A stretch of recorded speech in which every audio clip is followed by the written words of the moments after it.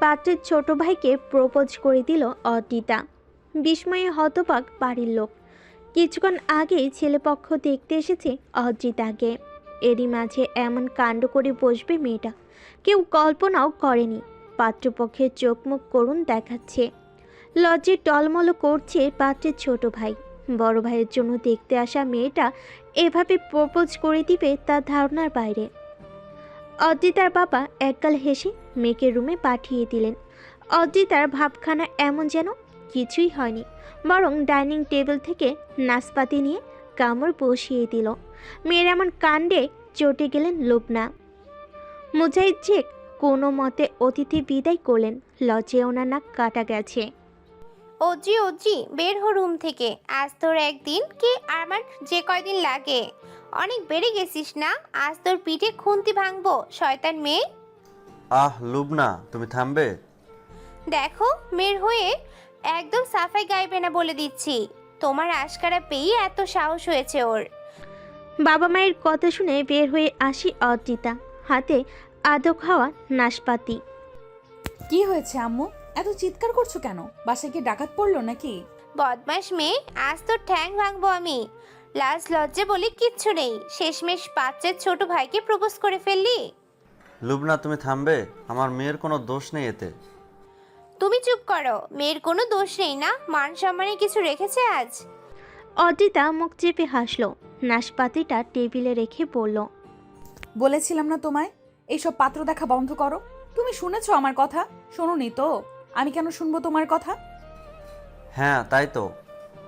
আদ্রি মামুনি একদম ঠিক বলছিস। আমি তোকে ফুল সাপোর্ট করছি। লুবনা ন্যাকা কান্না জুড়ে দিলেন। কপালে হাত রেখে বললেন, আমার পোড়া কপাল। বাপ বেটি তো মিলে আমার হাড় মাস কালি করে দিল গো। এত ভালো পাত্র এসেছে আর এরা পায়ে ঠেলে দিল। খুন্তি হাতে চেঁচামেচি করতে লাগলেন। প্রায় 5 মিনিট একই বলি আওড়ালেন। বাবা মেয়ের দিকে রক্ত চক্ষু দিয়ে তাকিয়ে তারপরই কিচেনে চলে গেলেন। মুজাহিদ হো হো করে হেসে উঠলেন। অদ্রিতাও হাসতে লাগলো। বাবার কাঁধে মাথা রেখে চোখ বুজে নিল। মুজাহিদ মেয়ের মাথায় হাত বুলিয়ে পড়লেন, যাই বলিস না কেন, আজ কিন্তু একদমই ঠিক করিসনি। কি করব আব্বু, এবার তো এরা তো আজ ফাইনাল ডেট দিয়েই যেতেন। তাই বলে এমন করবি? তোর মামা প্রচণ্ড রেগে আছেন, যাওয়ার আগে ফ্যাস ফ্যাস করেছেন। রাখো তো মামার কথা, আমি টাইম দিব, দেখবে সোজা হয়ে যাবে। মুজাহিদ মৃদু হাসলেন। মেয়েটা অবুঝ। মধ্যবিত্ত ফ্যামিলির মেয়েরা একটু বড় হলেই মানুষের কাছে দৃষ্টিকটু হয়ে ওঠে। তাদের নানা দিকে বুঝে শুনে চলতে হয়, না হলে চুন থেকে পানি খসলেই কেচ্চা রটে যায়। এই তো কিছুদিন আগের ঘটনা। অদ্রিতারই ক্লাসমেট লিজা। মেয়েটা পড়াশোনাতে বেশ ভালো। মধ্যবিত্ত ফ্যামিলির হাসি খুশি মেয়ে। অ্যাডমিশন টেস্টের জন্য কোচিং করে রোজ। একদিন কোচিংয়ে বয়ফ্রেন্ড আসে। তাদের মাঝে রাগারাগি চলছিল। ওরা নিজেদের মাঝে মিটমাট করতে থাকে। রাগারাগি মিটে যাওয়ার ছোট্ট করে সেলিব্রেশন করতে ক্যাফেতে যায়। এলাকার কিছু বদ্ধ মস্তিষ্ক যুক্ত মানুষের চোখে পড়ে সেটা। ব্যস্ত হয়ে গেল। মেয়েটাকে বেশ অবধি বলে দিয়েছে ও নাকি ছেলেটার সাথে আলাদা একই রুমে সময় কাটিয়েছে। আরও বিচ্ছিরি কিছু ভাষা। তাই মেয়েটার বাবা মা জোর করেই অন্য ছেলের সাথে মেয়ের বিয়ে দিয়ে দিলেন। না হলো পড়াশোনা, আর না হলো প্রেমিকের সাথে ঘর। আর সেই থেকে লুবনা ভয়ে আছেন, যদি তার মেয়েটা কোনো ভুল করে বসে কি করে সমাজে মুখ দেখাবেন। মধ্যবিত্তদের আর যাই হোক, সমাজের ভয়টা একটু বেশি। দেখো আপা, আদ্রি কিন্তু অনেক বাড়ছে। দুলাভাই অতি আদরের মেয়েটারে বাদর বানাইছে। এখনো সময় আছে, মায়া বিদায় করো, না হলে কোনো অঘটন করে ফেলবে। বাবলু থাম একটু। জানি ও যে একটু বাদর ছেলে মানুষ, তবে আজে বাজে কাজ কখনোই করবে না। আপা, সময় গেলে বুঝবা মেয়ের নামে কোনো কেচ্ছা নাই। এখন বিদায় করার সঠিক সময়। মুজাহিদ খবরের কাগজ পড়ছিলেন। মেয়ের নামে কথাগুলো হজম করে নিলেও বেশ রাগ হলো। মামার দায়িত্ব পালন না করে পাড়া প্রতিবেশীর দায়িত্ব পালন কেন করছে? সমালোচনার জন্য পাড়া প্রতিবেশী কি অভাব আছে? বাবলু অনেক তো হলো, বোনের কানটা তো পচিয়ে ফেলেছ, নিজের মেয়ের দিকে খেয়াল আছে? দুলাভাই, থামো তো তুমি। বাবলু, তুই আমার সাথে আয়, রাতে খেয়ে যাবি কিন্তু। মুজাহিদ হাসলেন। মানুষ বিচিত্র রঙের প্রাণী, নিজের ঘরে ঠিক নাই, অন্যের ঘরে এসে আগুন লাগাই। বাবলুর মেয়েটা তো অদ্রিরও ছোট। এই ছোট বয়সে মেয়েটার বিয়ে দিয়ে কি লাভটাই বা হলো? সেই তো সংসারে ঝামেলা আর ঝামেলা, মাঝখান থেকে মেয়েটার জীবন নষ্ট। বিকেলের ঘটনা, সে তো স্কুল থেকে এসে পড়ল। আপা, এই আপা, কি হয়েছে বলো? তুই কি করে প্রপোজটা করলি রে? আমার তো সাহসী হচ্ছে না। সাহস থাকতে হয়। ইস, কেন যে আজ স্কুলে গিয়েছিলাম, সিনেমাটা মিস হয়ে গেল। ধুর। বিছানায় বালিশ দুটো রেখে অদ্রি গম্ভীর দৃষ্টিতে তাকালো। সে তোর কান টেনে দিয়ে পড়ল। তোর না সামনে পরীক্ষা, পড়াশোনা বাদ দিয়ে আমার সাথে মশকরা করছিস? আহ আপা, ব্যথা পাচ্ছি তো। পড়তে বসো, না হলে আম্মুকে গিয়ে বলবো আমার জন্য নয়, এখন থেকে তোর জন্য যেন পাত্র দেখে। বিয়ের পাংখা গজিয়েছে। আমি তো এক পায়ে রাজি। সেতু, অদ্রি তার ধমকে নুইয়ে গেল মেয়েটা। টেবিল থেকে বই নিয়ে স্টাডি রুমে চলে গেল। ফোঁস করে দম ফেলল অদ্রিতা। কিছুদিনের মাঝেই অ্যাডমিশন নিতে হবে, অথচ মায়ের পাত্র দেখা দেখি শুরু হয়ে গেছে। আচ্ছা, বাবা কি পড়াশোনাতে সাপোর্ট দিবেন? সকাল সকাল বেশ মেজাজে আছেন লুবনা। মায়ের এমন মিষ্টি আচরণে খটকা লাগছে। তীক্ষ্ণ দৃষ্টিতে লুবনার দিকে তাকিয়ে আছে সেতু। তার পরিষ্কার মস্তিষ্ক বলছে, আবার 12টা বাজতে চলেছে। কি হয়েছে, খাচ্ছিস না কেন? না মানে, আপা এলে খাবো। আচ্ছা, তাহলে এটা রেখে দে, ও যে এলেই না হয় গরম গরম পরোটা ভেজে দিব। মায়ের এমন নরম আচরণে সেতু হা হয়ে গেল। বাবা ফাইল হাতে কাজ করছেন, টেবিল জুড়ে হরেক রঙের ফাইল। ও দীর্ঘশ্বাস ফেল। জন্মের পর থেকে বাবাকে ফাইলের গোডাউনে বসে থাকতে দেখেছে, তাই বিষয়টা স্বাভাবিক। মুজাহিদ একটা ব্যাংকে চাকরি করেন আজ 16 বছর। আগে মাধ্যমিক বিদ্যালয়ের শিক্ষক ছিলেন, বেতন কম হওয়াতে ছেড়ে দিয়েছেন। মুজাহিদের সামনে চা এগিয়ে দিলেন লুবনা। লুবনার হাতের চা অত্যন্ত বিষাদময়, কারণ অতিরিক্ত চিনি দেন চায়ে। মুজাহিদ তবুও চাটা নিল। গত 22 বছর ধরে এই শরবত চাই পান করে যাচ্ছেন। কখনো রাগারাগি করেনি, বরং সবসময় প্রশংসাই করেছেন। মুজাহিদ চায়ের কাপে চুমুক দিলেন, আজও বলেন, চাটা ভালো হয়েছে খুব। লুবনা একটু হাসলেন। মুজাহিদের পাশে বসে মিষ্টি কণ্ঠে বললেন, বাবলু যে সম্বন্ধটা এনেছিল, ওই যে পাত্রের ছোট ভাই শুভ, তো ওরা ওদের ছোট ছেলের জন্য এই অদ্রিকে পছন্দ করেছেন। আমি না তোমাকে না বলেই হ্যাঁ বলে দিয়েছি। ও মুজাহিদ ভুরু কুঁচকালেন। একটু সময় নিয়ে ভাবলেন কিছু বলবে, তার আগেই অদ্রিতার কণ্ঠ ভেসে এলো, মানা করে দাও, আমি এইসব বিয়েতে রাজি নই। টিউশনি পড়িয়ে সদ্য বাইরে থেকে আসা ঘামে ভেজা অদ্রির শরীর কাঁপছে। এক কথা বোঝাতে বোঝাতে ক্লান্ত ও। অদ্রি, ঘরে যা, আমি তোর বাবার সাথে কথা বলছি। তুমি তো আমার বিষয় নিয়ে বলছো মা, আর কতবার বলবো আমি এখন বিয়ে করতে চাই না আব্বু? তোর আব্বু আমায় কি বোঝাবে? হ্যাঁ, ছেলে কুয়েত থাকে, তুই নির্লজ্জ মতো কাজ করেছিস, তারপরও তারা তোকে বউ হিসেবে চায়। তোর জন্য বড় ছেলেকে বাদ দিয়ে ছোট ছেলেকে বিয়ে করাতে চায়, আর তুই নাকচ করছিস। হ্যাঁ, শোনো আম্মু, আমি এই বিয়ে করব না। ছেলে কি করে এই সবে আমার কোনো আগ্রহ নেই। ওনারা বেহায়া না হলে আবার আসতেন না। অদ্রি। মুজাহিদ বলে চেঁচিয়ে উঠলেন। মামির মাঝে যেতে চাইছিলেন না উনি, তবুও যেতে হচ্ছে। আদ্রিমা, আব্বু, তুমি অন্তত বিয়ের কথা বলো না। অদ্রির কথাই অসহায় ভাব, চোখে পানি চিকচিক করছে। মুজাহিদ দীর্ঘশ্বাস লুকিয়ে বললেন, তুই যা বলবি তাই হবে। লুবনা রেগে গেলেন। হাতে থাকা গ্লাসটা দুম করে টেবিলে রাখলেন, চোখে পানি নিয়ে চেঁচাতে লাগলেন, আমার আর কি? আমি এই সংসারে কে? কোনো মূল্য আছে আমার কথার? যা ইচ্ছে তাই কর, কিচ্ছুটি বলবো না। বাপ মেয়েতে আমার মাথাটা চিবিয়ে খেলো। আমিও দেখবো কতদিন বিয়ে না করে তুই। অর্জিতা সেদিকে কান দিল না। বাবার দিকে মায়াময় দৃষ্টিতে তাকালো। মুজাহিদ চোখ ফিরিয়ে নিলেন। তার এই মেয়েটা বড্ড আবেগে ঠাসা। অর্জিতার মুখের সাথে নিজের মায়ের মিল পান উনি। আর তাই তো মেয়েটার কথার পৃষ্ঠে কথা বলতে পারেন না। আব্বু, মামুনি। আমি পড়াশোনা করতে চাই। সপ্তাহখানেক আগেই তো রেজাল্ট এসেছে। হ্যাঁ, গোল্ডেন প্লাসটা মিস হয়েছে, তবে প্লাস তো এসেছে। তবে কথা দিচ্ছি, এবার আরও মনোযোগ দিয়ে পড়ব। প্লিজ আব্বু। মুজাহিদ চিন্তায় পড়লেন। এই এলাকায় কিছুদিন আগে যা ঘটেছে তাতে অর্জিতা ভার্সিটিতে গেলে সবই জ্বলে উঠবে, কলঙ্কের তকমা লাগিয়ে দিবে। তাছাড়া কলেজটা এলাকাতেই ছিল, ভার্সিটি তো ভার্সিটি তো 20 কিলোমিটার দূরে, তাও ভালো নয় তেমন। আব্বু, মা, আমিও চাই তুই পড়াশোনা কর, কিন্তু সব কিছু মিলিয়ে মুজাহিদ কথা শেষ করতে পারলেন না। অর্জিতা ডুকরে কেঁদে উঠল। চাপা কান্নায় আর্তনাদ করছে সে। বাবার দিকে না তাকিয়েই রুমে চলে গেল। মুজাহিদের বুকে যেন তীর বিঁধে গেল। মেয়ের কান্নাটা কিছুতেই সহ্য করতে পারছে না। কিছু করতে হবে। এভাবে মেয়ের পড়াশোনাটা বন্ধ হওয়া উচিত নয়।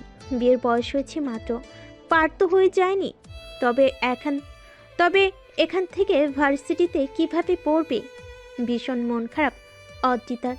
ও খোলা জানালা দিয়ে বাইরে তাকিয়েছিল সুন্দর চাঁদ আকাশের বুকে, তবে সেসব তাকে ছুঁতে পারছে না। ঘড়ির কাঁটা তখন 11টা ছুঁয়েছে। ফোনটা বেজে উঠল। Unknown number. অর্জিতার হৃদয় অনুভূতিহীন। একবার দুবার করে একাধিকবার কল এলো। শেষমেশ কল রিসিভ করলো অর্জি। তবে দু প্রান্তের কেউই কথা বলছে না। অর্জি বড় বিরক্ত হয়ে পড়ল। হ্যালো, কে বলছেন? কথা না বললে কল কেন করেছেন? আজব লোক। অর্জি কলটা রাখতে যাচ্ছিল, ঠিক সে সময়েই ওপাশ থেকে পুরুষ কণ্ঠটি পড়ল। বদ্রি বলছেন? আমি শোভ। শুভর দম ওঠানামা করছে। ফোনের এ পাশে থাকা অর্জি চুপ। ছেলেটা বড় অধৈর্য হয়ে পড়ল। অদ্রি শুনছেন? মেজাজ চটে যাচ্ছে অর্জির। এই লোক ফোন নাম্বার পেল কোথা থেকে? অদ্রি, আপনি শুনছেন?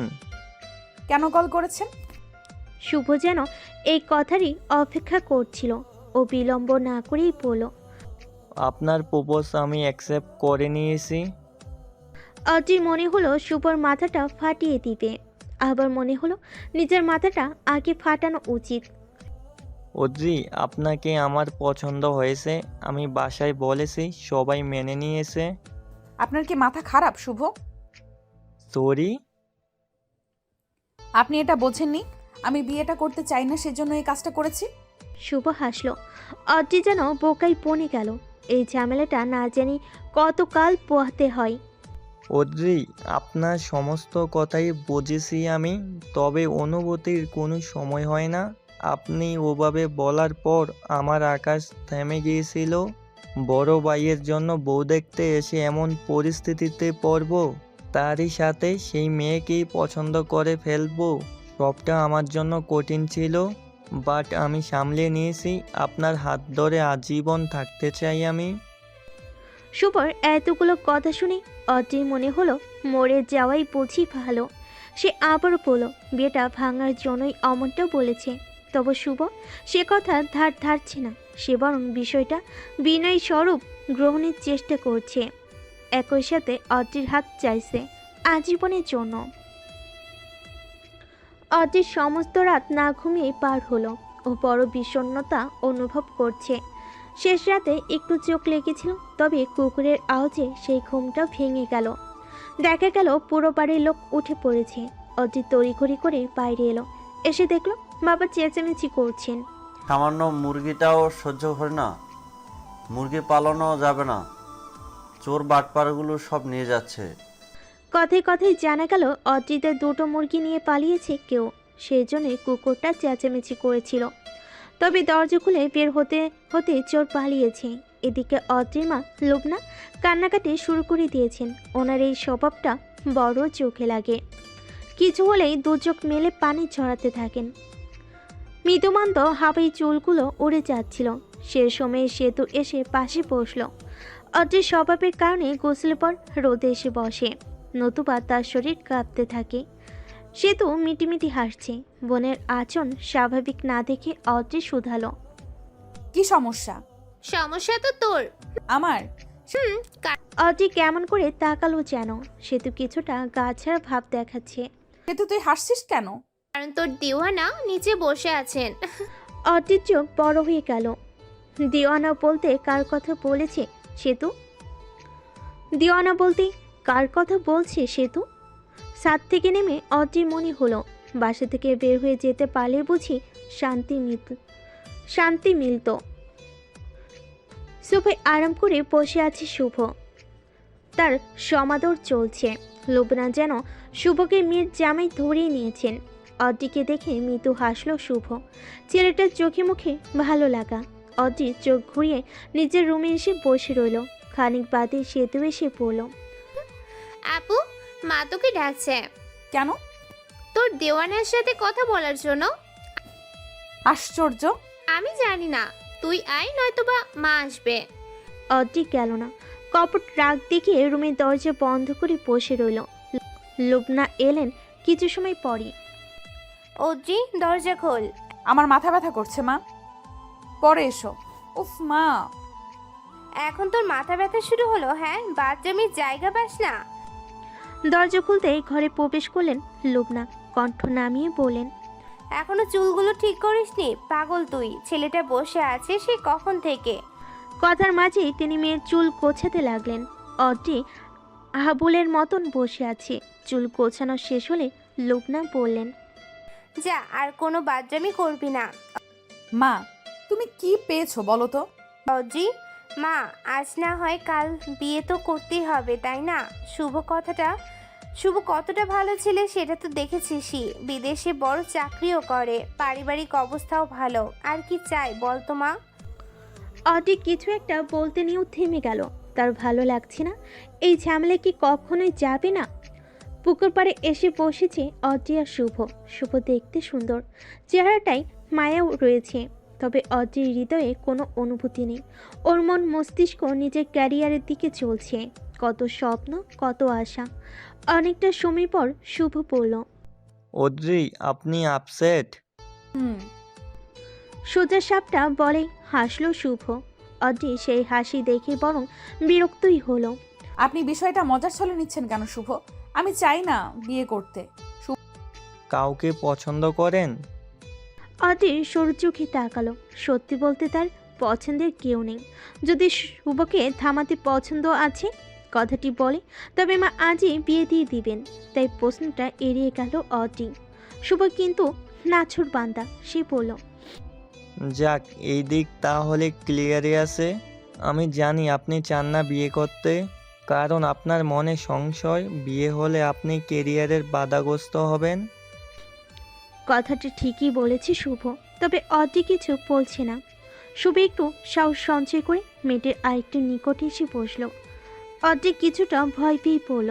শুভ, দূরে সরে বসুন। শুভ মৃদু হাসলো। মেয়েটির এই স্বভাব তার বড় ভালো লেগেছে। যে মেয়ে নিজেকে শুদ্ধ করে রাখতে চায় সে নিশ্চয়ই স্ত্রীর রূপে সেরা। ভয় পাবেন না, এমন কিছু করব না যাতে কলঙ্ক হবে। তবে জেনে রাখবেন, এই হাত ছোঁয়ার অধিকার শোভন নিয়ে ছাড়বে। অদ্রি, আপনি শুধু আমার, শুধুই আমার। দোটানায় কাটলো 2টো দিন। অদ্রির মন মস্তিষ্কে শুভর বলা কথাগুলো প্রভাব বিস্তার করলো। ছেলেটা এমন করে কেন কথা বলল? অদ্রি নিজেকে সামলে নিল কিছুদিনের মধ্যেই। শুভ নামক মানুষটাকে সে মনেও করলো না।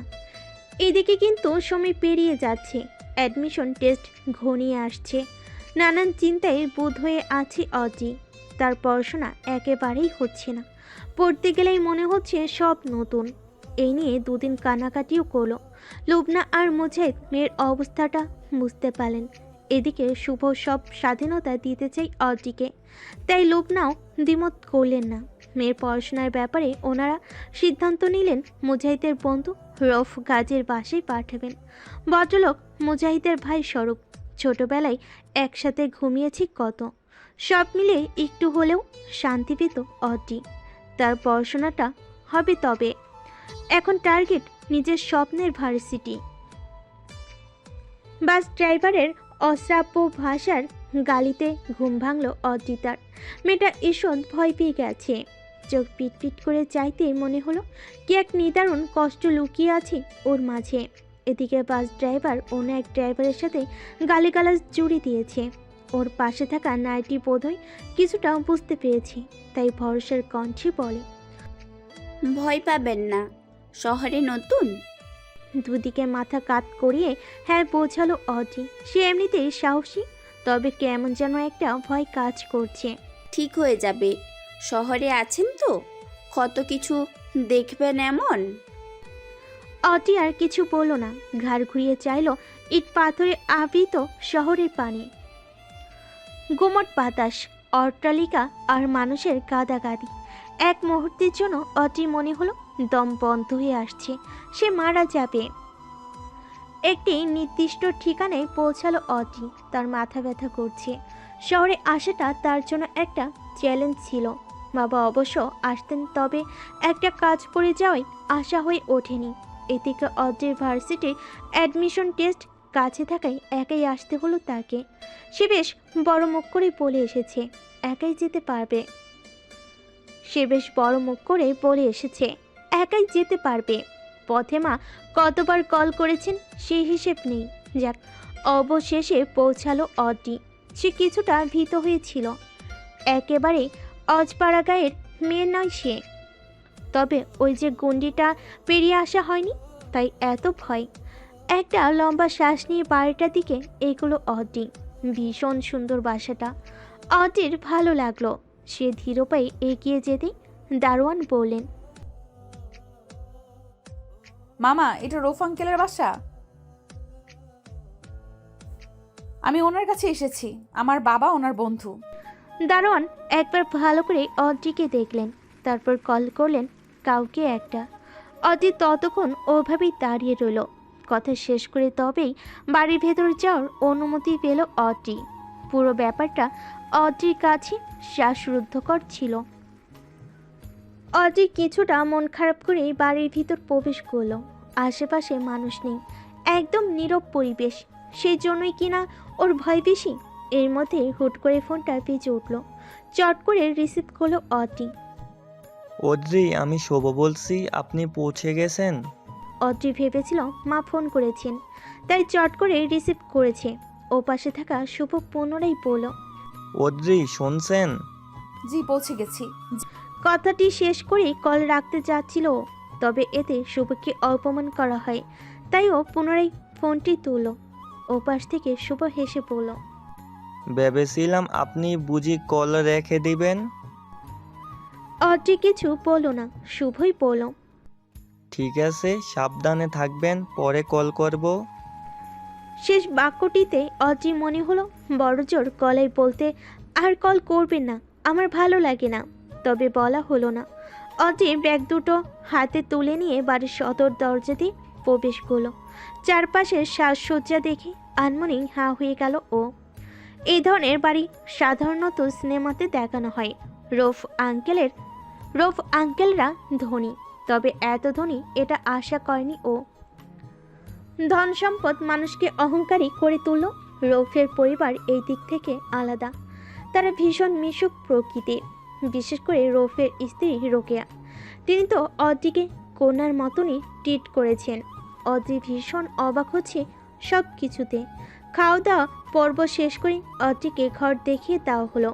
আলিশান বাড়ির আলিশান কক্ষ। অদ্রির এবার ভালো লাগছে। এই পরিবেশটা তার পছন্দ হলো। মায়ের সাথে কথা বলে সে গোসল সেরে নিল। জার্নি করে ক্লান্ত ছিল, তাই তুলতুলে বেডে গা ছোঁয়াতেই ঘুম এসে দুচোখ ভরিয়ে দিল। সন্ধ্যায় ঘুম ভাঙল অদ্রির। এবার শরীর চাঙ্গা লাগছে। হাত মুখ ধুয়ে সে এলো ড্রয়িং রুমে। রৌফ আর রোকেয়া বসে আছেন, হাতে চা। ঘুম ভেঙেছে মা? জি আন্টি, টায়ার্ড ছিলাম তো, তাই অনেকটা সময় ঘুমিয়েছিলাম। ভালো করেছো। এখন বলো, চা খাবে নাকি কফি? চা খাবো আন্টি। আচ্ছা, আসো তাহলে। কথাটি বলে উঠতেই নিয়েছিল রোকেয়া। অদ্রি বাধা দিয়ে বলল, কিচেন থেকেই তো, আমি নিতে পারবো। রোকেয়া যেন কিছুটা খুশি হলেন। মেয়েটার স্বাভাবিক ভাব তাকে স্বস্তিও দিচ্ছে। কেটলি থেকে গরম চা নিল অডি। চা ওর সবসময় প্রিয়, যে কোনো সময়ই চা পানে অভ্যস্ত সে। কেটলিটা রাখার সময় নজর পড়ল বৃহৎ জানালাতে বাগান দেখা যাচ্ছে, সেখানে আবার ফোয়ারাও রয়েছে। রাতের আধারে বড় সুন্দর দেখাচ্ছে। আকাশসম আগ্রহ নিয়ে ফোয়ারার দিকে এলো অডি, চেয়ে রইল। দারুণ সুন্দর এটি, তাই ছুঁয়ে দেখার লোভ সামলাতে পারেনি। যেই না ছুঁতে যাবি অমনি একটি কণ্ঠ ভেসে এলো, এখানে কে? পুরুষ কণ্ঠ।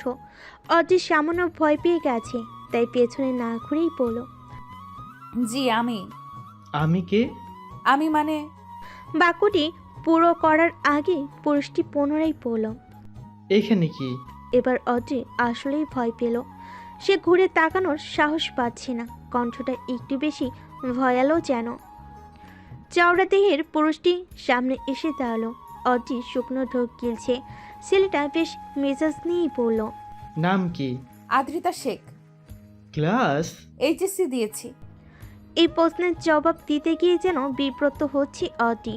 ও সরু চোখে তাকালো, দেখলো পুরুষটি গম্ভীরভাবে তাকিয়ে আছে। ওর কেন যেন কান্না পাচ্ছে, নিজের সত্তা হারিয়ে ফেলেছে যেন। রাকিব, ওকে ভয় দেখাচ্ছ কেন? কণ্ঠটি রোকেয়ার ধরে প্রাণ ফিরে পেল অটি। তাকালো অসহায় দৃষ্টিতে। রাকিব একটু জোরে হেসে ফেল। রোকেয়া ছেলের নিকটে এসে বললেন, তুমি কবে ঠিক হবে বলো তো? এখানে কেন? কখনোই ঠিক হবে না আমার আম্মু, কখনোই ঠিক হবে না আম্মু।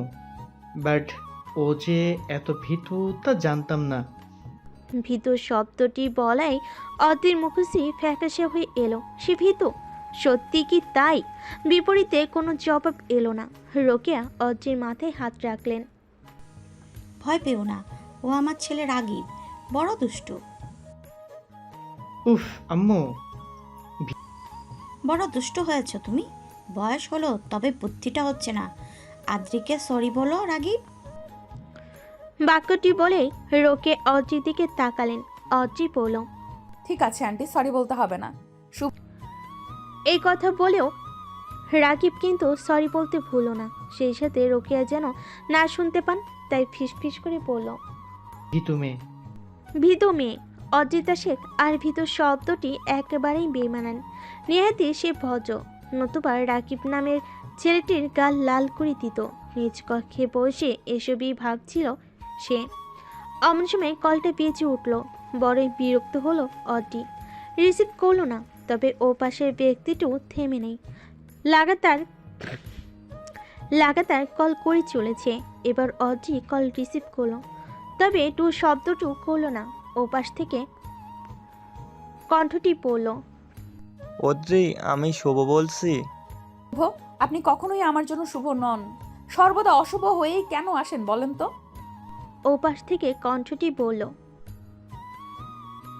রাকিবের ঘরের লাগোয়া বারান্দাটা একটু বেশি সুন্দর। বিশাল আর খোলা হাওয়াতে এর সৌন্দর্য অধিক চোখে পড়ে। দুদিন ধরে বারান্দার দিকে নজর যাচ্ছে অজিল। মেয়েটা একটা সংকোচ থেকে সে পথে আর যায়নি, তবে এই ভোরবেলায় লোভটা যেন সামলে উঠতে পারেনি। ভীষণ সুন্দর একটা ঘ্রাণ নাকে সে ধরা দিচ্ছে। অজিল ছুটি গিয়ে নিজের বারান্দায় এসে দাঁড়ালো। এখান থেকে রাগিবের বারান্দাটা দেখা যায়। নানান রঙের ফুল রাখা সেখানে। অজির মন ছুটে যেতে চাচ্ছে। ও বিড়াল পায়ে এগিয়ে গেল। করিডোর পেরিয়ে আসতে পায়ের গতি নেমে গেল। রাকিব জিম করে এসেছে। উন্মুক্ত শরীরে বিন্দু বিন্দু জলবিন্দু। অজির মনে হলো তার শরীর কাঁপছে, চোখ ঘোলাটে হয়ে আসছে। সরে যেতে চাইলে রাকিব ডেকে উঠল। দাঁড়াও। থেমে গেল অজির পদযুগল। রাকিব এগিয়ে এসে ওর বরাবর দাঁড়ালো। ক্ষীণ স্বরে বলল, এত ভোরে এখানে কেন? প্রশ্নের উত্তরটি চট করে দিতে পারছে না অডি। রাকিব কয়েক সেকেন্ড অপেক্ষা করে আশেপাশে তাকালো। কি? আমাকে খুঁজতে এসেছিলে? এবার প্রতিবাদ করলো অডি। দ্রুত সুরে পড়ল, না তো, তবে নিয়ে এসেছি। বুঝি কিন্তু। কি বোঝেন? যা বোঝাতে চাও। আমি কখন কি বোঝালাম? আশ্চর্য তো। রাকিব কেবল হাসলো। অটি চেয়ে রইল। এই পুরুষটি তার দেখা সব থেকে অদ্ভুত মানুষের মধ্যে পড়ে। টানা পড়াশোনা চলছে অটির। মেয়েটার পরীক্ষা রয়েছে, তাই দম নেওয়ার ফুসরত নেই। রোকে এসে নাস্তা দিয়ে গেলেন। অটির ভালো লাগে বুক ভরে এলো। মায়া নিয়ে তাকালো ও। মেয়েটার সেই দৃষ্টি দেখে হাসলেন রোকেয়া। মাথায় হাত বুলিয়ে বললেন, সমস্যা হচ্ছে মা? কিছুটা ভয় হচ্ছে আন্টি, আমার জীবনের ব্যাপার মনে হচ্ছে। ছি মা, এই পরীক্ষাকে জীবনের সাথে তুলনা কেন করছো? আন্টি ভয় হচ্ছে।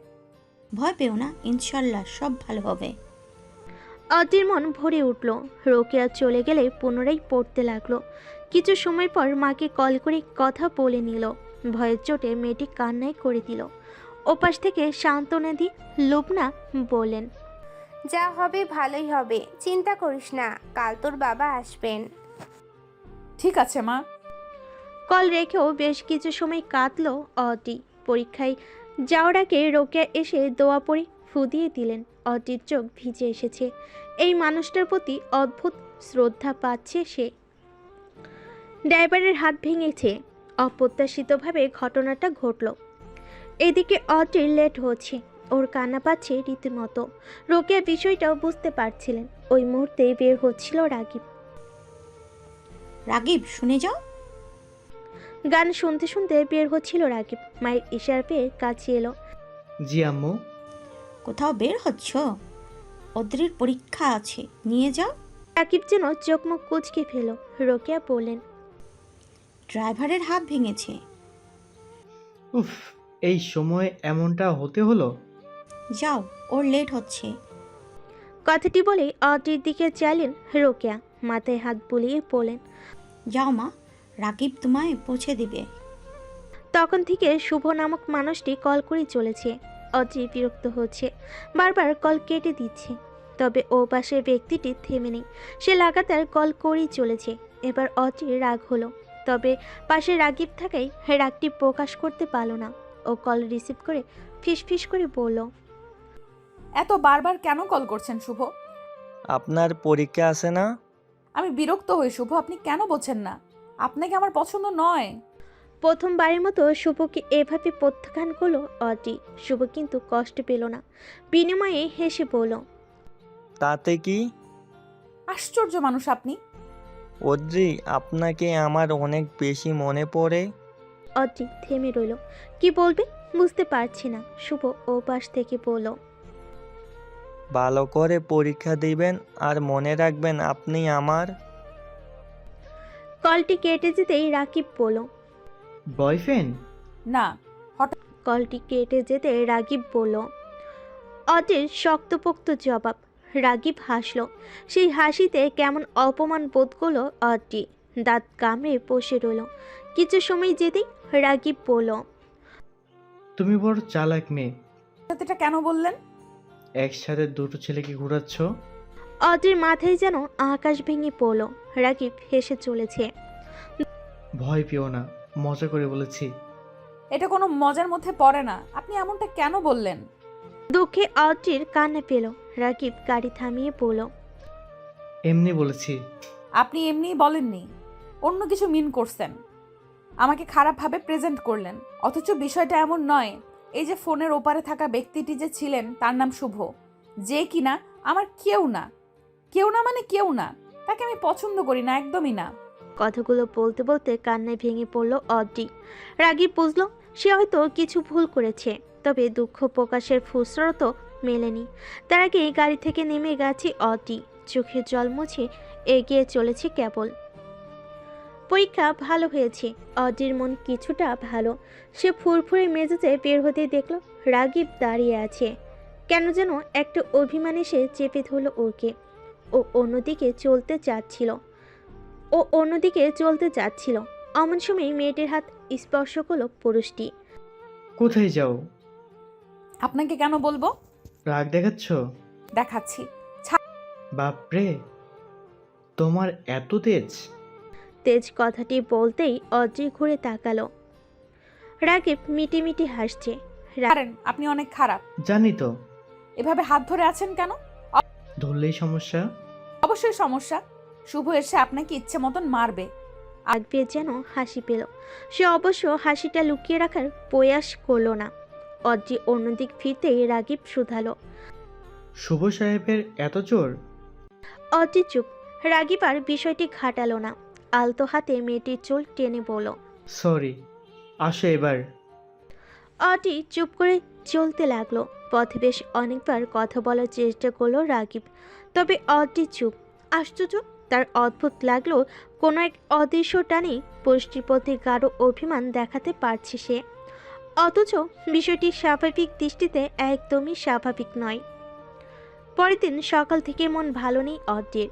বাবা আসবেন নিতে, অথচ ওর মন যেতে চাইছে না। এই না যেতে চাওয়ার জন্য দায়ী রাগিব। ছেলেটার প্রতি অন্যরকম টান অনুভব হচ্ছে, কিন্তু এটাকে কি বলা যায় সেটা বুঝে আসছে না। এ নিয়েও ভীষণভাবে দ্বিধায় ভুগছেও, কান্না পাচ্ছে, তবে সে উপায় নেই। সকাল থেকে রোকেয়া ভীষণ যত্ন করে চলেছেন, একটু পরপরই দেখতে আসছেন। রোকেয়া না থাকলে সত্যি কেঁদে ফেলতো ও। সব থেকে খারাপ লাগছে রাগিব নামের পুরুষটি চোখে দেখাও দিচ্ছে না। লোকটার অন্তরে একটু কি মায়া নেই? আবার একটা অভিমান জমল। অজি দ্রুত সব কিছু গুছিয়ে নিল। তখন বাজে 11টা। মুজাহিদ এসে পড়লেন।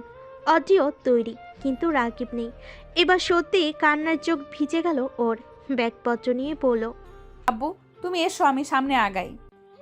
কথাটি শেষ করে এগিয়ে গেল অজি। কান্নায় তার চোখ ভেজা, লাল হয়ে আছে মুখটা। বের হতে চোখ পড়ল রাগিবকে। ছেলেটা একটু দূরে দাঁড়িয়ে, তার পাশে আরেকটি বলিষ্ঠ পুরুষ। দুজন কথা বলছে। অদ্রির ইচ্ছে হলো ছুটে যেতে, তবে কোনো এক অদৃশ্য বল তার পদযুগল টেনে ধরে রাখলো। মুজাহিদ এলেন, শুরু হলো বিদায় পর্ব। অদ্রি গাড়িতে উঠে বসেছে। রাগিব তখনও কাছে আসেনি। অদ্রির অভিমান আরও গভীর হলো, তবে পোস্টটিকে দেখার লোভ সামলাতে পারল না। তবে যখন চাইলো তখন রাগিবকে দেখা গেল না। তার পরিবর্তে দেখা মিলল রাগিবের বন্ধু রাজবীর। চোখ মেলতেই অদ্ভুতভাবে শিহরিত হলো অদ্রির সমস্ত শরীর। সে ঘুমিয়ে পড়েছিল মাত্র কিছু সময়ই। ট্রেনের হুইসেল বেজে গিয়েছে, অর্থাৎ ট্রেন চলছে। অদ্রির দু চোখে ঘুম, ক্লান্ত শরীর। কতদিন পর আবার শহরে যাচ্ছে। সে যে বাবার সাথে এলো, তারপর আর যাওয়া হয়নি। সময় চলে গিয়েছে মাসখানেক। বাইরে রাত্রি নেমে এসেছে, সেই সাথে বাড়ছে ঠান্ডা হাওয়া। ঈষৎ শীত অনুভব হলো অদ্রির। মনে হচ্ছে একটা শক্তপোক্ত ব্যথা গলাতে নেমে যাচ্ছে। বেশ কিছুদিন ধরে এমনটা হচ্ছিল, তবে সে পাত্তা দেয়নি। বোধহয় এবার জ্বর এসে গেল। অদ্রি সিট থেকে নেমে সুটকেস থেকে মোটা একটি চাদর নামিয়ে নিল। তারপর পুরো শরীরে চাপড়ে দিয়ে চোখ বুঝল, তবু তার শীত কমল না। বেশ কিছু সময় যেতেই মনে হলো পুরো ট্রেন ভীষণ নীরব, একটা পাখির আওয়াজও নেই।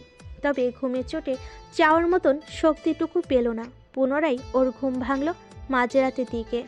আশেপাশে তাকিয়ে বুঝল যাত্রীরা সবই ঘুমিয়ে জল, তবে ওর ঠিক বরাবর একজন ব্যক্তি ভীষণ মনোযোগী বই পড়ছে। এক পাশটা দেখে অদ্রির মনে হলো লোকটার পরিচিত, তাই কেমন কৌতূহল জাগলো। তবে উঠে সে জিজ্ঞাসা করার মতন পরিস্থিতি নেই। পাশে যদি ঝামেলা হয় সেই ভয়ে, তাই বারবার উকি ঝুঁকি দিয়ে সবটুকু চেষ্টা দিয়ে আড়ালে আবডালে মানুষটার মুখশ্রী দর্শন করার প্রয়াস করলো, তবে পারল না। লোকটার আপদমস্তক বইয়ের আড়ালে জ্বর হওয়া শরীর নিয়ে অদ্রি আর চেয়ে থাকতে পারছে না। কোনো মতে ব্যাগ থেকে ওষুধ বের করে খেয়ে নিল। তার কখন যে ঘুমিয়ে পড়ল অদ্রি নিজেও জানে না। ওর ঘুম ভাঙল ভোরের দিকে এক পুরুষ কণ্ঠে। অদ্রি চাইল, দেখতে পেল মুখশ্রী। ট্রেন প্ল্যাটফর্মে এসে গেছে। বাক্যটি শেষ হতেই ধর্মরিয়ে উঠল অদ্রি। ছেলেটা তখন নিজের ব্যাগপত্র গুছিয়ে নিচ্ছে। অদ্রি একটু জড়ো কণ্ঠে পড়ল, আপনাকে আগে কোথাও দেখেছি? অদ্রির প্রশ্নটা বড় অদ্ভুত। ছেলেটা হেসে বলল, আমাকে দেখছেন কি না সেটা তো আপনিই বলতে পারবেন, আমি কেমন করে বলবো বলেন। বুদ্ধিমতী অদ্রি কেমন লজ্জা পেল। আজকাল তার মাথাটা গেছে। এই ব্যাপার ঘটছে শুভ নামক মানুষটা জীবনে আসার পর। তারপর বৃদ্ধি ঘটল রাগিবের সাথে দর্শনের পর। এর থেকেই ওর সমস্তটা কেমন গুলিয়ে আসে, মনের ভেতর একাধিক সংশয় তৈরি হয়। ও একটা শ্বাস নিয়ে বলল, না আসলে আমি খেয়াল করতে পারছি না। জবাবের বিপরীতে পোস্টটির তরফ থেকে কোনো জবাব মিল না। অদিতার ব্যাগপত্র গুছিয়ে নিয়ে যে না পথ চলবে, অমনি ব্যক্তিটি ডেকে উঠল। অদ্রিতা, আপনার পানির বোতল। ব্যক্তিটির মুখে নিজের নাম শুনে যার পরনেই বিস্মিত হলো অডি। তারপর হয়তো কিছু সেকেন্ড অতিবাহিত হয়েছে। অডি চুপ, ওর মস্তিষ্ক বিভ্রান্ত। কি হলো? একটু আগে কি বললেন? কি বললাম? আমার হাত ধরে ডাকলেন, আমার নাম ধরে ডাকলেন, আপনি আদ্রিতা বলে ডেকেছেন। ছেলেটা যেন পালাতে চাইল, ওর হাতে পানির বোতল ধরিয়ে দিয়ে চট করে নেমে গেল। অজি পুরোপুরি দ্বিধায় পড়ল। ছেলেটাকে চেনা মনে হতে লাগলো। ওর মস্তিষ্ক যখনই বিষয়টা ভাবতে যাবে তখনই ফোনটা ভিজে উঠল। শুভ নামক প্যারা আবার কল করেছে। অদ্রি, আপনি কি পৌঁছে গেছেন? শুভ, আপনি কেন বারবার কল করেন আমায়? কারণটা আপনার জানা? জানা নয়, আপনি বুঝতে পারছেন না বিষয়টা কত খারাপ হচ্ছে। আর আপনি কেন দেশে পড়ে আছেন, কেন ফ্লাইট মিস দিচ্ছেন বারবার? শুভ কথা বলল না। অনেক খারাপ লাগছে। সে কখনো চায় না তার জন্য কেউ কষ্ট পাক। ও নিজের দুঃখটুকু লুকিয়ে পড়ল। শুভ, আপনাকে আমার কসম দিলাম আর কখনো কল করবেন না আমায়, কখনো না। বাক্যটি শেষ করে কল কেটে দিল অটি। শুভটাই দাঁড়িয়ে রইল, ফোনের দিকে চেয়ে রইল কিছুক্ষণ। তারপর হুট করেই দু চোখের কান নিসবে নোনা জল নেমে গেল। অস্পষ্ট সুরে আওড়ালো, অদ্রি, এত চেয়েও কেন আপনাকে বলতে পারছি না আমি? এ কেমন নেশা হলো আমার। শুভ প্রশ্ন করলো তো ঠিকই, তবে উত্তর দেবার মতন কেউ কি আছে? নেই। শুভর প্রশ্ন, অনুভূতি কিংবা দুঃখ সবটাই ওর একান্ত। এই একান্ত দুঃখের বিপরীতে কোনো উত্তর থাকে না। বাড়ির ভেতর প্রবেশের জন্য অতি এক পা এগিয়েছে মাত্র, অমনি একটি কণ্ঠ ভেসে এলো। ভীতু মেয়ে, আসার সময় হলো তবে। কণ্ঠটি একদম হৃদয়ে এসে লাগলো অজিত। ও পা নামিয়ে ফেল। কয়েক সেকেন্ডের মধ্যেই সম্মুখে উপস্থিত হলো রাগিব। তার চোখে মুখে হাসির মেলা। অজি হা হয়ে তাকিয়ে। রাগিব নামের পুরুষটি যেন আগের থেকেও বেশি সুন্দর হয়ে গেছে। অদ্রিমা এসেছো? রোকেয়া দোতলা থেকে নামতে নামতে কথাটি বলেন। অজি মৃদু হেসে এগিয়ে গেল। একে অপরের আলিঙ্গন হলো। আপনি ভালো আছেন আন্টি? হ্যাঁ মা, ভালো আছি। তুমি এত লেট করলে যে? বাড়িতে যাওয়ার পর একটু ব্যস্ত হয়ে পড়েছিলাম। আচ্ছা ঠিক আছে, চোখে মুখে পানি দিয়ে আসো, এতটা জার্নি করলে। অজি মাথা দুলিয়ে সম্মতি জানালো। রাগিব তখনও চেয়ে আছে। অজিও চাইল তার দিকে। অমনি দুজনের চোখাচোখি হলো। রাগিব অদ্ভুতভাবে হাসলো। অজিও লজ্জায় মাথাটা নুইয়ে ফেল। তখন গভীর রাত। অজি ঘুমিয়েছিল। হুট করে একটা স্বপ্নে তার ঘুম ভেঙে গেল। দু চোখে বিভ্রান্ত, আতঙ্কগ্রস্ত। ভালোবাসাটা কি আমার একা রাগিব? কথাটি বলে কান্নায় ভেঙে পড়ল অতি। সে অদ্ভুত এক স্বপ্ন দেখেছে, যে স্বপ্নের কোনো আগা মাথা নেই। কেমন যেন সমস্ত রাত অতির দু চোখে ঘুম নেই। সে ঘুমাতে পারল না। হাজারে চেষ্টা করেও শেষমেশ রুম থেকে ফিরিয়ে এলো। পুরো বাড়ি ঘুরঘুর করে জেনে ফিরতে যাবে অমনি রাগিবের ঘরের দরজাটি খুলে গেল। রাতে পোশাক পরা রাগিবের চেহারাটা মলিন। মলিন তো অটিরও মুখশ্রী। তবে দুজনেই কি একই বিষয় ভাবছে? মাত্র 3 দিন হলো অটি আর রাকিবের সম্পর্কে। অটি এখনও ভাবতে পারে না সে কাউকে ভালোবেসে ফেলেছে। কি আশ্চর্য! এমনটা সে তো স্বপ্নেও ভাবতে পারেনি। ভবিষ্যতেই বা কি হবে? এমন নানান কথাই ভাবছিল অটি। রাকিব ড্রাইভ করছে। মেয়েটি অন্যমনস্ক ভাব অনুভব করে গাড়ি থামালো। কি হয়েছে? ভাবছি কি ভাবছো? কেমন করে 3টে দিন পেরিয়ে গেল। আমি কাউকে ভালোবেসে ফেললামই বা কেমন করে? সবটা এত দ্রুত। রাকিব হেসে মেয়েটির হাত টেনে নিল, চুমে খেলো হাতের উল্টো পিঠে। সম্পর্ক নিয়ে খুশি নও? এমনটা নয় রাগিব, বাট আমার ভাবতে কষ্ট হচ্ছে। প্রথম সম্পর্কে এমন হয় অস্বাভাবিক না? অটি কেবল হাসলো, কিছু বলল না। রাকিব পুনরায় গাড়ি চালাচ্ছে। মৃদু মন্দ হাওয়া অনুভব করতেই দু চোখ বন্ধ করে রইল অটি। ওর দিকে তাকিয়ে রাগিবের মনের ভিতর শত প্রজাপতি উড়ে যেতে লাগলো। অদ্ভুত লাগে সবটা। অদ্রির সাথে রাগিবের সম্পর্কটা খুব দ্রুতই আগাচ্ছে। রাগিব যত্নশীল, সর্বদা খোঁজ খবর রাখে। মাঝে মাঝে অদ্রি মনে হয় এই পৃথিবীটা এত সুন্দর, রাগিবের সাথে সম্পর্ক না হলে ও সত্যিই জানতো না। স্বভাবতই গোসল শেষে চুল শুকাচ্ছে অদ্রি। তার চুলগুলো রাগিব একটু বেশি পছন্দ করে। যখনই কাছে আসবে তখনই ছুঁয়ে দেখবে, চুলে গন্ধ নিয়ে বলবে এই চুলে মাদক রয়েছে। অদ্রি তখন কি এক লজ্জে নুয়ে থাকে, অথচ কোনো কালে সে লাজুক ছিল না। সব কেমন স্বপ্ন এক ঘোর। অদ্রি চোখ বন্ধ করেও রাগিবের উপস্থিতি টের পেল। এর কারণ ছেলেটার গায়ে মাখা পারফিউম। ও যখন চোখ মেলে চাইল, মৃদু হেসে বলল রাগিব, কিছুক্ষণ যার পরও রাকিব কোনো জবাব দিল না। অদ্রি হেসে পেছন ঘুরে তাকালো, না কেউ নয়। অদ্রি একটু অবাক হলো, ছেলেটা তার সাথে মজা নিচ্ছে, হতেও পারে। অদ্রি বুক ভরে শ্বাস নিল, ঘ্রাণটা এখনো আছে। চুল শুকিয়ে তবে নিচে নামলো সে। এসে দেখলো রাকিব বসে আছে, কিছুটা চিন্তিত দেখাচ্ছে। অদ্রি কাছে এসে বলল, কি হয়েছে? কিছু না, বসো। অদ্রি বসতে মেয়েটিকে নিজ বাহু ধরে আগলে নিল রাগিব।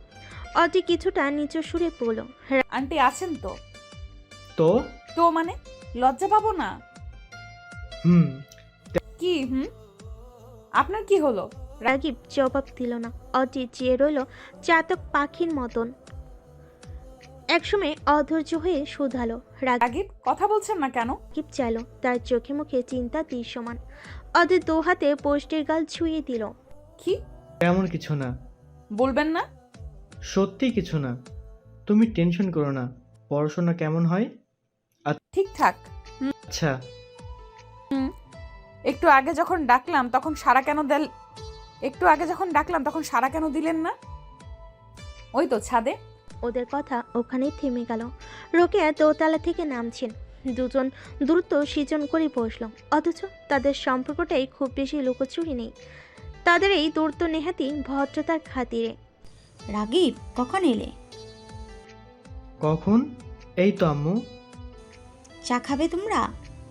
অদ্রি মাঝপথে বলল। আমি আনছি আন্টি। রাগিব ওর হাত টেনে ধরল। অদ্রি অসহায় নয়নে তাকিয়ে। রোকেয়া তাদের দুজনের দৃষ্টি যেন পড়তে পারলেন, তাই মৃদু হেসে বললেন, আমি আনছি, তোমরা বসো। রোকেয়া চলে যেতেই অদ্রি কিছুটা অসন্তোষ সুরে পড়ল। এটা কি হলো? রাগিবের ভাবলেশীন জবাব, কি আবার? আপনি আন্টির সামনে অমন কেন করলেন? কারণ এমনি। উফ, আপনি একটা অদ্ভুত লোক। অদ্রির বলার ভঙ্গিমায় হেসে ফেল রাগিব। অদ্রি চেয়ে রইল। 1 সেকেন্ড 2 সেকেন্ড করে অনেকটা সময় পার হলো। রোকেয়া চা হাতে নিয়ে ফিরতেই রাগিব একটা জরুরি কাজে বাইরে চলে গেল। চা খাওয়ার হলো না, এতে মন খারাপ নেমে এলো অদ্রির চোখে মুখে। রোকেয়া মেয়েটির মাথায় হাত রাখলেন, কিছু সময় হাত বুলিয়ে দিয়ে বললেন, ও ফিরে আসবে মা, টেনশন করো না। অদৃশ্য ব্যথায় অদ্রির দু চোখ ভরে উঠল। রোকেয়া মাতৃস্নেহে কন্যাটিকে কাছে টেনে নিলেন, ভরসার সাথে বললেন, খুব দ্রুত দুজনের বিয়ের ব্যবস্থা করব। পরের দিন ভার্সিটি থেকে আসার পথে একটি মহিলার সাথে ধাক্কা লাগলো। অদ্রি বেশ ব্যথা পেল। ব্যথার চোটে হাঁটতেও তার কষ্ট হচ্ছে। পথের যাত্রীরা তাকে টেনে উঠিয়ে রিকশায় করে বাড়ি পাঠালো। ওই খবরটি রাগিব পেতে ছুটে এলো অফিস থেকে। তাকে বিভ্রান্ত লাগছে। এদিকে অদ্রির পায়ে বেশ কিছু অংশে আঘাতপ্রাপ্ত, হাতেও চোট লেগেছে, ঠোঁটের এক কোণ কেটেছে। সব মিলে খুবই বাজে অবস্থা। রাকিব এসেই মেয়েটির যত্ন শুরু করে দিয়েছে, কেমন যেন করছে। তার এই অবস্থা দেখে অদ্রি চুপ। রাকিবের প্রতি তার ভালোবাসাটা কেমন বেড়েই চলেছে। ওর কান্না পাচ্ছে। একটা মানুষ এতটা ভালোবাসতে পারে? 1 গ্লাস পানি পান করে ঘুমোতে এলো অদ্রি।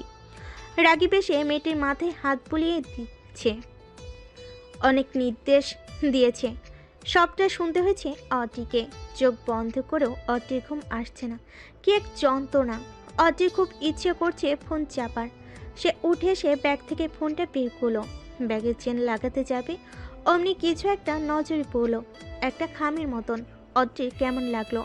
এটা তো ওর না। তবে ও খামটা তুলে নিল চটপট। তারপর বিড়াল পায়ে বেডের কাছে এসে দাঁড়ালো। লাইট জ্বালিয়ে যে না খামটা ধরবে অমনি কল এলো। সেতু কল করেছে, নিশ্চয়ই খবর পেয়েছে। হ্যাঁ আপু, কি খবর? ভালো। অনেক চোট পেয়েছিস? ভালোই, ধাক্কা লেগে ইটের সাথে আঘাত লেগেছে। ইস, খুব কষ্ট হচ্ছে না রে? বেশি না।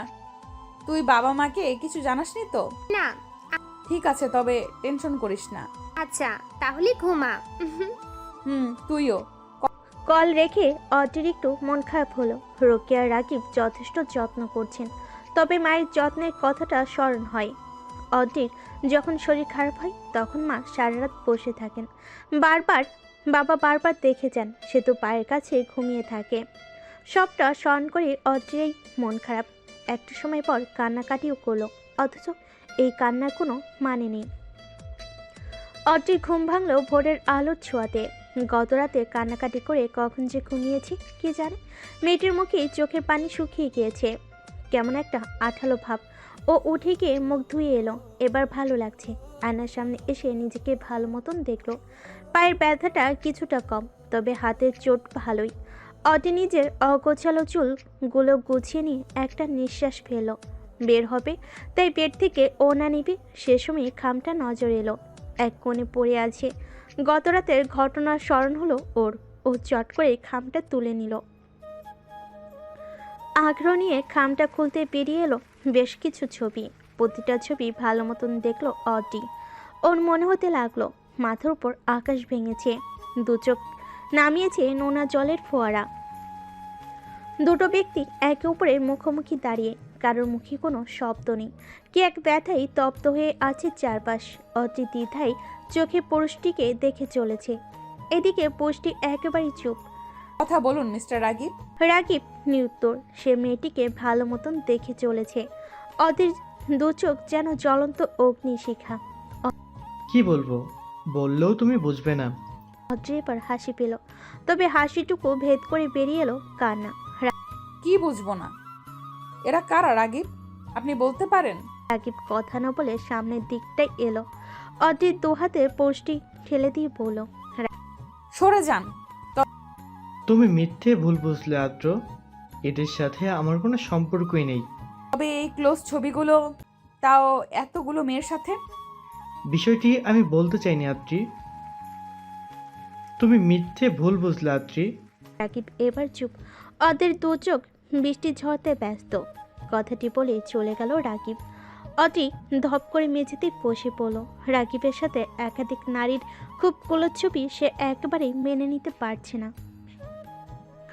অদ্রি আর রাকিবের সমস্ত কথাই শুনেছে রোকেয়া। তিনি বড় হতাশ হলেন। ছেলেটা কেন যে অতীত স্মরণ করতে চায় না। তখন প্রায় রাত 11টা বাজে। অদ্রি নিজের রুমে বসে চাপা কান্নায় ভাসাচ্ছিল। এদিকে রাকিব এখনও ফেরেনি। সে যে সকালে বের হয়েছে তারপর আর ফেরেনি। রোকেয়া মৃদু শব্দ করে ঘরে প্রবেশ করলেন, তবে অদ্রির হেলদোল নেই। কোন এক অদৃশ্য শক্তি ওর সমস্ত ধ্যানজ্ঞান তুলে নিয়েছে যেন। রোকেয়া খুব করে মেয়েটির মনের অবস্থা বুঝতে পারলেন, তবে তিনি বিচলিত হলেন না, কারণ তিনি জানেন একটু পরেই মেয়েটির সমস্ত মান অভিমান জলের মতো হয়ে যাবে। অদ্রিমা কি হয়েছে? অদ্রি বোধহয় শুনিনি, তাই জবাব দিচ্ছে না। রোকেয়া আলগোছে কন্যাটির বাহুতে হাত রাখলেন। এত ধ্যান ফিল ওর। ও চাইল, তবে চোখে মুখে দুঃখের ছায়া। কি হয়েছে মা? আন্টি, আন্টি এটা কি হয়ে গেল? আমি আপনার ছেলেকে ভালোবাসি, কিন্তু ও বাসে না। ও ভালোবাসে না আন্টি। রোকেয়ার মায়ের ভরা কণ্ঠটা অদ্রির সমস্ত শরীরে কম্পন ধরিয়ে দেয়। অদ্রি নিজের কান্না লুকাতে পারে না, অমনি কেঁদে ওঠে। রোকেয়াকে আষ্টে পৃষ্ঠে জড়িয়ে ধরে। টানা কয়েকবার বাক্যটি বলতে লাগলো অদ্রিতা। রোকেয়া মৌন। তিনি শুরুতেই কিছু বললেন না, বরং অদ্রির জমানো ব্যথাটা বের হওয়ার সুযোগ করে দিলেন। বেশ কিছু সময় পর যখন অদ্রি কান্না থামলো, তখন রোকেয়া বলেন, সবসময় যা দেখা যায় তা কিন্তু সত্যি হয় না মা। অদ্রি চুপ, দু হাতের তালুতে চোখের জল মুছে নিচ্ছে।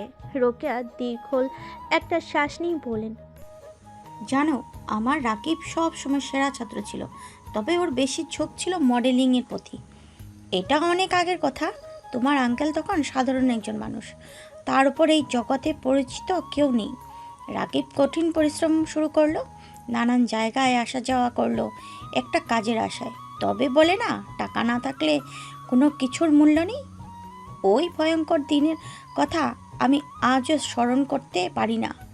আমার ছেলেটা এক বাট পাড়ের হাতে পড়েছিল, লোকটা ওকে মদের নেশায় বোধ করিয়ে দিয়ে পতিতাপল্লীতে নিয়ে ফেললো। জানো তো, এই সমাজে শুধু নারীরাই টাকার বিনিময়ে বিক্রি হয় না, অনেক ক্ষেত্রে পুরুষরাও টাকার বিনিময়ে। পুরোটা শেষ না করি রোকেয়া বলেন, এই ছবিগুলি এমন কেউ হয়তো তোমাকে পাঠিয়েছে যারা আমাদের নজরে রাখে, আমাদের সম্পর্কে ভীষণ ভালোভাবে জানে। তুমি ওকে ভুল বুঝো, এটির তার উদ্দেশ্য। তবে বিশ্বাস করো, এই মেয়েগুলোর সাথে আমার ছেলের কোনো সম্পর্ক নেই। নেহা তো এই পরিস্থিতির শিকার হয়েছিল, তবে অনেক কষ্টে আমার ছেলেটা সেই পরিস্থিতি মোকাবিলা করে। তবে যে দাগ লাগে সেটা তো আর সহজে যায় না মা। লোকজন তখন রাগীবের চরিত্র নিয়ে প্রশ্ন তুলত, অথচ সে নিজ ইচ্ছায় অমন জায়গায় পৌঁছায়নি। আর না ওর দ্বারা কোনো খারাপ কাজ নিকৃষ্ট লোকগুলো করাতে পেরেছিল, শুধু ওই ক্লোজ ছবিগুলো ছাড়া। সবটা শুনে থ হয়ে যায় অড্রি, ওর হাত পা কাঁপছে। রোকেয়া একবার মেয়েটিকে দেখে নিয়ে চলে যান, কারণ অড্রি তার নিজস্বতা রয়েছে। রাগীবের প্রতি তার ভালোবাসা কতখানি সত্যি, এখন সেটাই দেখার পালা। রাগীব এখনও ফেরেনি, অথচ রাত পেরিয়ে ভোর হতে চলেছে। অড্রির চোখে ঘুম নেই, সে বারবার গেটের দিকে তাকাচ্ছে। অধৈর্য সে পাগলের মতন ছোটাছুটি করছে, ওর ভালো লাগছে না। রাগবীর ফোনও বন্ধ বলছে, তবে ছেলেটার কি হলো? অড্রি কান্না পাচ্ছে। কেন সে ভুল বুঝেছিল? কেন সবটা না জেনে বুঝে অভিযোগ তুলল? ভীষণ রাগে অড্রির দু চোখে বর্ষণ শুরু হয়েছে, তপ্ত সে জলে মেখে যাচ্ছে সমস্ত মুখশ্রী। ধীরে ধীরে পৃথিবীর বুকে সূর্যের আলোর আধিপত্য বিস্তার করেছে। ধীরে ধীরে পৃথিবীর বুকে সূর্যের আলোর আধিপত্য বিস্তার করেছে। অড্রি মেঝেতেই বসে আছে, চোখ দুটো শুকিয়ে আছে নোনা জলের রেখাতে। হলুদ রঙা আলোতে মুখের সৌন্দর্য যেন বেড়েছে কয়েক গুণ। অনেকটা সময় পর গাড়ির হর্ন শোনা গেল। অড্রির বুকের ভেতর লাফিয়ে উঠল, ও ছুটে বেরিয়ে পড়েছে। কোথায় তার চুলের অবস্থা, কোথায় তার মুখের সাজসজ্জা, কোনো কিছুই ওকে দমাতে পারল না। ও ছুটে গেল গেটের কাছে। রাকিব যেন একটু বেশি অবাক হলো ওকে ছুটে আসতে দেখে, তবে তার চেয়েও বেশি অবাক হলো যখন দেখলো অড্রি একদম ছুটে এসে তাকে জড়িয়ে ধরেছে শক্ত হাতে। আমি সরি রাগীব, ক্ষমা করে দাও।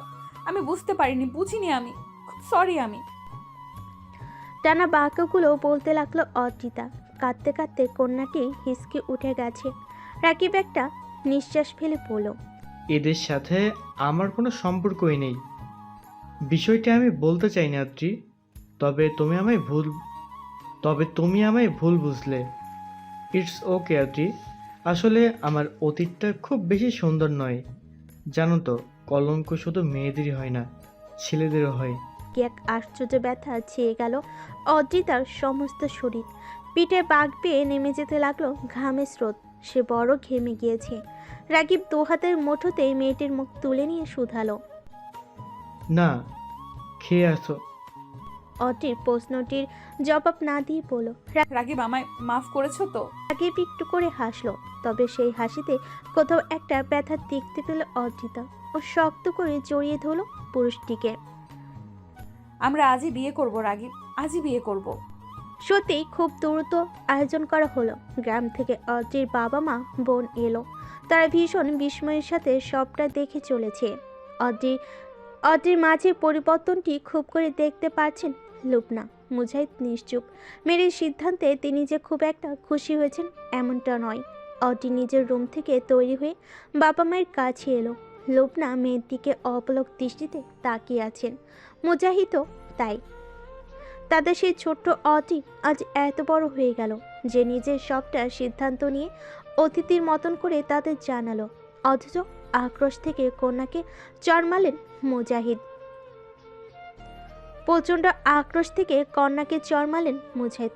অদ্রি কিন্তু কোনো প্রতিক্রিয়া জানালো না, বরং বাবা মায়ের পা ছুঁয়ে সালাম করে বলল, আব্বু আম্মুর দোয়া করো যাতে আমি পৃথিবীর সবচেয়ে সুখী হই।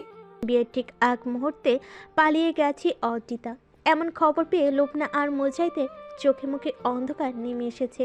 রৌফ এসে মুজাহিদের পাশে দাঁড়ান, আফসোস করে বললেন, শেষমেশ মেয়েটা এই কাজ করবে আমরা কেউই ভাবতে পারিনি। জানি না কোন বুদ্ধিতে এই কাজটা করলো। মুজাহিদ লজ্জায় মুখ তুলতে পারছে না। লোকনা তো যায়জি অবস্থা, তার মেয়েটা এতটা বিকে গেল। 1.5 ঘন্টা পর দেখা মিলল রাগিবের। শুকনো তার মুখশ্রী, ছেলেকে দেখে ছুটে এলেন রোকেয়া। রাকিব বাবা, পেলি ওকে? না আম্মু, পেলাম না। আদ্রি আমার সাথে এমনটা কেন করলো আম্মু? শেষমেশ আমার বন্ধুর সাথে। এ কথা বলেই একটা বেঞ্চে বসে পড়ল রাগিব। মেয়েটার প্রতি ভালোবাসার কোনো কমতি ছিল কি? ট্রেন চলছে, অদ্রির পর্ণে লাল বেনারসি, মুখে প্রসাধনী ছোঁয়া, কি সুন্দর লাগছে তাকে। অথচ ভেতরটা গুপ্ত ব্যথায় মরছে। অদ্রির পাশে বসে থাকা ছেলেটা 1 বোতল পানি এগিয়ে দিল, মুখে পড়ল। অদ্রিতা পানি খান। অদ্রি কিন্তু পানির বোতলটা ছুঁয়েও দেখল না। ওর পরিস্থিতিটা বুঝতে পারছে রাজবি, তাই জোর না করে সাহস জোগাতে বলল, অদ্রিতা শুনেন আমার কথাটা, আপনার লড়াই সবে শুরু। আপনাকে অনেক লড়তে হবে অদ্রিতা, অনেক লড়তে হবে। অদ্রিতা আচমকাই হাউমাউ করে কেঁদে ফেল। ওকে দেখে রাজবীর বড় মন খারাপ হলো। ও বেশি সময় মেয়েটির দিকে তাকিয়ে থাকতে পারল না। বুকের ভেতর কোথাও একটা কষ্ট অনুভব হলো। অতিরিক্ত কান্নার ফলে অদ্রির শরীর ভীষণ দুর্বল হয়ে গেছে। ট্রেনের জানালা দিয়ে তত্তর করে বাতাস আসছে। রাতের আধারে সেই সমীরণ শরীফকে হিম করে দিচ্ছে। শরীরকে হিম করে দিচ্ছে। মেয়েটি তাই আরও বেশি কুকড়ে যাচ্ছে। রাজবি প্রথম নিজেকে সংযত রাখলো, এবার কেন যেন পালো না। সাথে কোনো কিছু নেই, তাই উঠে পাশের বগি থেকে একজনের থেকে যে জাদু নিয়ে এলো, যেটা শরীরের ওপর দিতে অদ্রির মুখশ্রী কিছুটা স্বাভাবিক হয়ে এলো। রাজবি একটা লম্বা শ্বাস ফেল। ঠিক কোন নেশে পড়ে নিজের ঘাড়ে এত বড় বিপদ নিল সে? নিজের জীবনের সিদ্ধান্তগুলো নিতে শিখেছে অদ্রি, ছোট থেকেই তো চটপটে সে।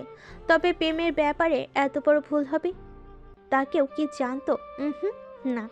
অদ্রির জীবনটা কেমন যেন, যে থাকতে চাইলো তাকে সে ফিরিয়ে দিয়েছিল, আর যে ভাগ্য পণ্যের মতন ব্যবহার করলো তার কাছে শান্তি খুঁজেছিল ও। অথচ ভাগ্য কার সাথে পাঠালো? অদ্রির এই জীবন বড় সংকটপূর্ণ। কে জানে কি আছে মেয়েটির ভাগ্যে, যেখানে এতদিনে পরিচিত ভালোবাসার মানুষ রাগিবী চরম নিকৃষ্ট বের হলো, সেখানে তার সঙ্গী রাজবি নামক মানুষটাই বা কেমন হবে? অদ্রি জানে না সে কোন আধারে এক টুকরো আলো খুঁজে চলেছে। ট্রেনের বিরক্তিকর শব্দেই ঘুম ছুটল অদ্রির। ও উঠে দেখলো আশপাশে কেউ নেই। স্বাভাবিকভাবেই এত বড় একটা ঘটনার পর ওর মস্তিষ্ক চাপে রয়েছে। তার উপর নিজেকে একা দেখে ও আরও বেশি বিভ্রান্ত হয়ে উঠল। ও চিৎকার করে উঠল, কয়েকবার চেঁচিয়েও বের হতে চাইল। ঠিক সে সময় একটা শক্তপোক্ত দেহে গিয়ে ঠেকলো ওর মাথাটা।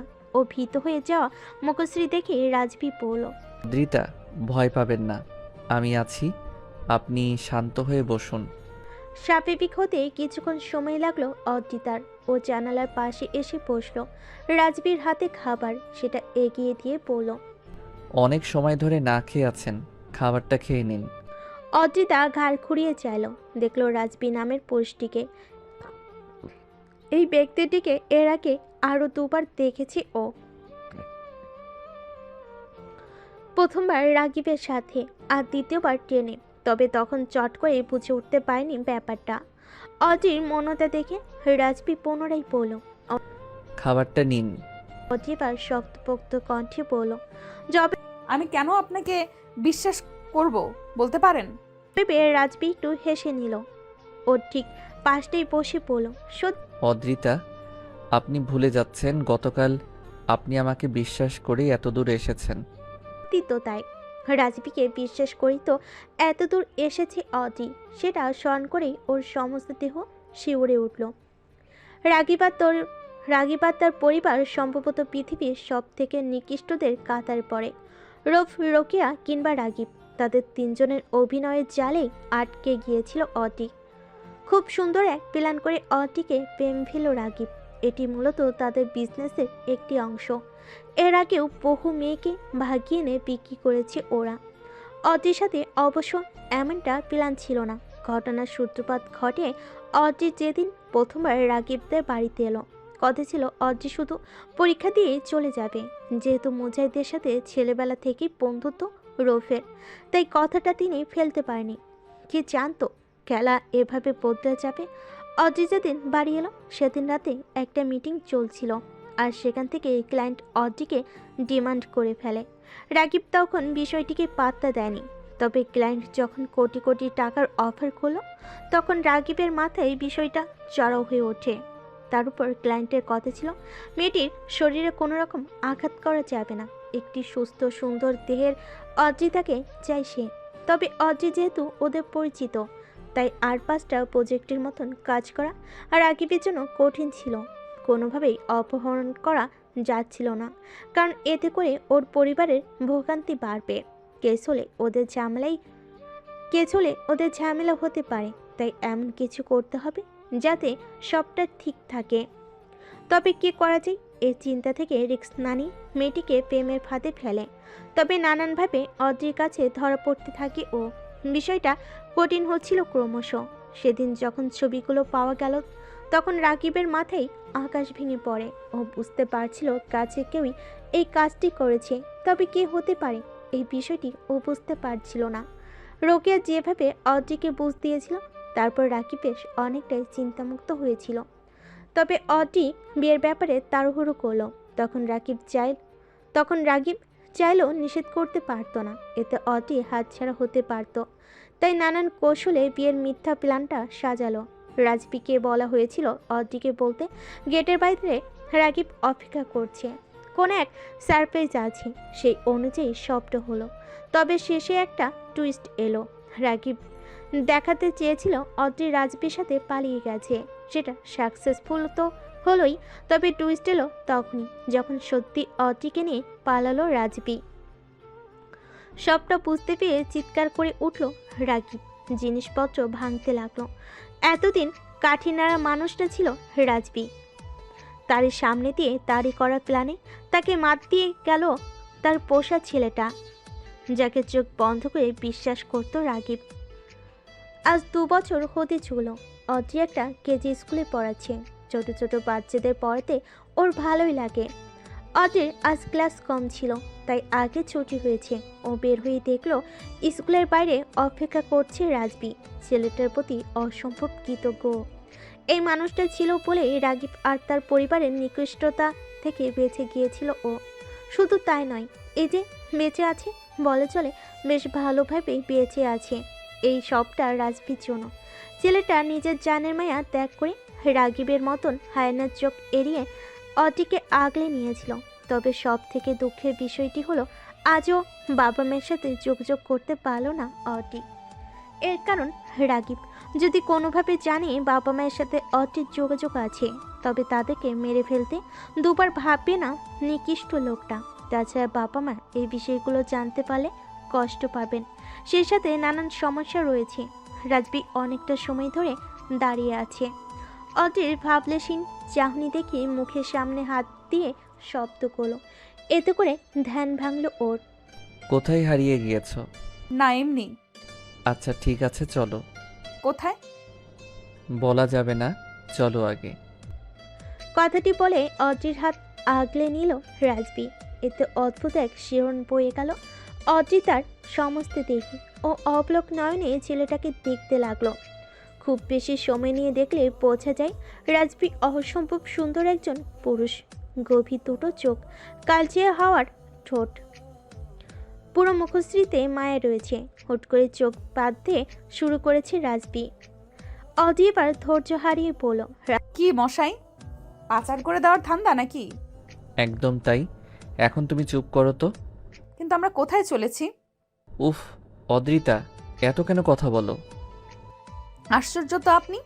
রাজবি এবার জবাব দিল না। অদ্রিকে ধরে সাবধানে পথ চলতে লাগলো। আজ অদ্রিতার জন্মদিন, সেটির জন্যই ছোট এক আয়োজন করেছে ছেলেটা। রাজবি চুপ করতে বলল, অদ্রি তো অদ্রি, মেয়েটা কথা না বলে এক সেকেন্ডও থাকতে পারে না। ও এবার বলল, একটা কথা বললেন তো, আপনি কেন এতটা আমার জন্য করলেন? কেন নিজের জীবন রিস্ক রেখে আমাকে আগলে রেখেছেন? যদি রাগিব খোঁজ পায় তবে নিশ্চিত মেরে ফেলবে। রাজবি জবাব দিল না। এই প্রশ্নটি সে নিজেও নিজেকে সহস্রবার করেছে, তবে কোনো উত্তর আসেনি। কি এক নেশায় অদ্রিকে আগলে রেখেছে সে। অদ্রি জবাব না পেয়ে থেমে গেল। রাজবি বলল, কি হলো? জবাব কেন দিচ্ছেন না? রাজবি আবার চুপ। অদ্রি নিজের চোখের বাঁধন খুলে ফেলল। রাজবি দেখল মেয়েটার চোখ ফুলে গেছে, চোখ দিয়ে বৃষ্টির মতন নোনা জল পড়ছে। কেন এতটা করলেন আমার জন্য? রাজবি মাথাটা নত করে চোখ বুঝল। ভেতর থেকে সে কিছু একটা অনুভব করে বলল, অদ্রিতা, আমি জানি না কেন আমি এমনটা করে চলেছি, তবে তুমিময় নেশাটা আমার কখনো না যাক। আমি তোমাতে অভ্যস্ত হয়ে গেছি। সেই যে ছোটবেলায় পরিবার হারালাম, তারপর আমি কখনো কোনো কিছু নিয়ে স্বপ্ন দেখিনি। কত খারাপ কাজের সাথে জড়িয়েছিলাম, তবে এতগুলো মাস তোমাকে নিয়ে অনেক বেশি স্বপ্ন দেখে ফেলেছি। তবে কোনো জোর নেই। আমি সবসময় চাই আমার তুমি ভালো থাকো, সুখে থাকো, সুস্থ থাকো। বাক্যটি শেষ না হতেই অদ্রিতা ছুটে এসে তাকে শক্ত করে জড়িয়ে ধরেছে, যার ফলে হুট করে শক্ত কিছুর আঘাত অনুভব করছে রাজবি। আশঙ্কিক সে ঘটনা ওর ভিতর অবধি হারিয়ে দিল। আচমকা জড়িয়ে ধরার জন্যই সে কিছুটা ব্যথা পেয়েছে, তবে বাইরে এই ব্যথা থেকে সুখের ব্যথাটা বেশি মনে হচ্ছে। অদ্রিতার চোখের জলে ভিজিয়ে দিচ্ছে পুরুষটির বুকের মাঝখান। রাজবির চোখগুলো ঈশ্বর বড় হয়ে গেছে। তবে কি তার নেশাটাও এবার ব্যক্তিগত তুমিতে পরিণত হতে চলেছে?